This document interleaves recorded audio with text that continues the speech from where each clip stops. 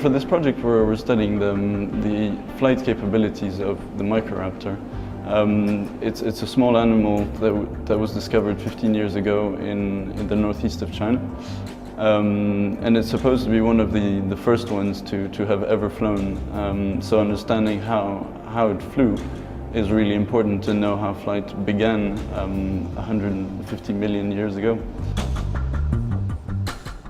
Well, the paleontology question we're looking at here is how the possible reconstructions of this particular animal, Microraptor, could have flown.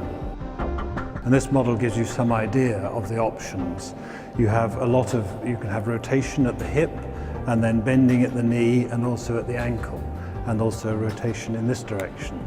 And there are limits on those amounts of movement, but they're quite wide, the limits. So what we're looking at is within the range of movement that we think is possible, how the aerodynamic performance varied.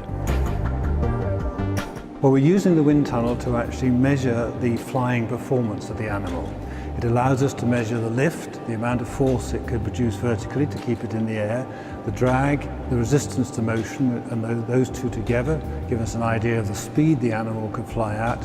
And it also enables us to look at the stability, the flight stability, as to whether when it leapt out of the tree it was able to maintain a steady path or not.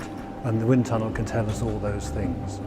And what's unusual about this model is we've actually included feathers in the wings. Normally people model things without the feathers, but we've tried here to include the feathers because they bend with the wind. So we've got a combination of effects going on there.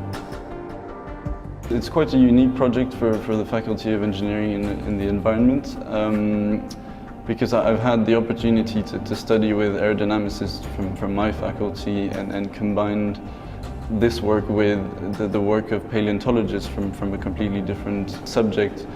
And I guess that's one part that I really appreciated, is to be able to meet people from a different background, talk about different things than my usual engineering.